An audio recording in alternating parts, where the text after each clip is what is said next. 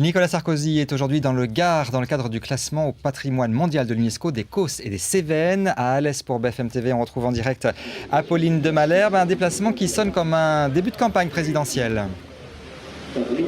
Oui, on a un peu le sentiment qu'ici, Nicolas Sarkozy a décidé de reconquérir les communautés et les territoires. Communauté d'abord avec la communauté protestante à laquelle il a consacré une bonne partie de sa matinée. Il a été à la rencontre des grandes figures de l'église protestante de France, ici dans un bastion du protestantisme. Il a visité avec eux un musée de l'histoire du protestantisme. On a le sentiment que après avoir rencontré les communautés juives et catholiques, souvent, il ne faut oublier personne. Les protestants ont donc eu leur lot. Et puis, une reconquête du territoire avec, effectivement, c'est ce parc des Cévennes qui a été classé au patrimoine mondial de l'UNESCO. Il a promis, Nicolas Sarkozy, à l'instant, qu'il n'y aurait pas d'exploitation de gaz de schiste qui pourrait, ce sont ses mots, massacrer ce paysage, un paysage spirituel, a-t-il dit, et puis une reconquête également politique, puisque à l'occasion de ce classement au patrimoine mondial de l'UNESCO, Nicolas Sarkozy a bien insisté, il remercie Ramayad. Oui, Ramayad, ce n'est pas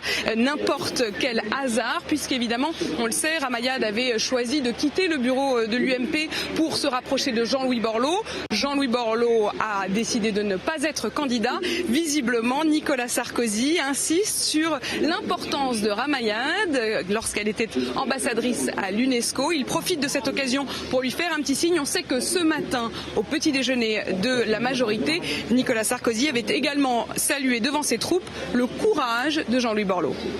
Apolline de Malherbe avec François Pitrel.